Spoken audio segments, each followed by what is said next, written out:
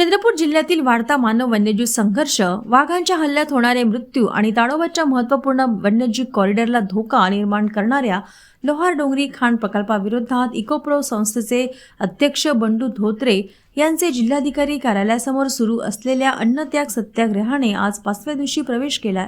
या आंदोलनाच्या माध्यमातून शासन आणि प्रशासनाला वन्यजीव रक्षणाप्रती लक्ष वेधण्यासाठी आज आंदोलनस्थळी अर्धनग्न आंदोलन करण्यात आले.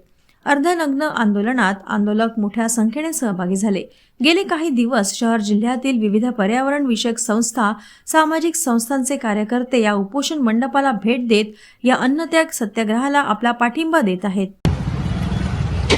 चंद्रपूर जिल्ह्यातील ताडोबा ते नागझिरा नळगाव पान हा जो एक जंगलांचा पट्टा जो आहे ज्याला आपण कॉरिडॉर असं म्हणतोय, त्या कॉरिडॉरमधून सगळे प्राण्यांचं ये जा असतंय, त्याशिवाय त्याची प्रकृती चांगली राहू शकत नाही. या कॉरिडॉरच्या मध्ये एक लोखंडाची खाण जी आहे येऊ केलेली आहे, तिच्या शांततापूर्ण आणि घटनात्मक मार्गाने आम्ही विरोध करतोय. त्यासाठी आमचे मित्र बंडू धोत्रे हे उपोषणाला बसलेले आहेत आणि उपोषणाचा 5वा दिवस आहे. 5 दिवस उपोषण होऊन सुद्धा सरकारच्या या मागण्यांकडे लक्ष नाही आहे. चंद्रपुरामध्ये एवढं मोठं उपोषण होत आहे, आंदोलन होत आहे, याकडे लक्ष नाही आहे.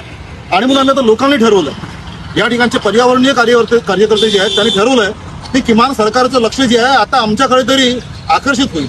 काल परवा आम्ही आंदोलन केलं होतं, सद्बुद्धी यज्ञाचं आम्ही केलं होतं आणि काल लोटांगण घाललंय आणि तरी पण सरकारचं आमच्याकडे लक्ष नसल्यामुळं आज आम्ही पुन्हा अर्धनग्न होऊन या ठिकाणी आंदोलन करतोय. यानंतर तरी किमान सरकार आमचं मायबाप जे आहे त्यांचं आमच्याकडे लक्ष जाईल अशा प्रकारचा आमचा एक विश्वास आहे.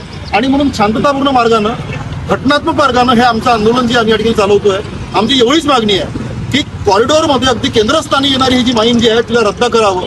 आतापर्यंत दिलेली जी परवानगी जी आहे, ज्याला आपण वन्यजीवविषयक परवानगी म्हणतोय, तिला रद्द करावं. साधी मागणी आमची आहे, ही मागणी आमची पूर्ण करेल असा सरकारवर विश्वास असल्यामुळे आम्ही आंदोलन करतो.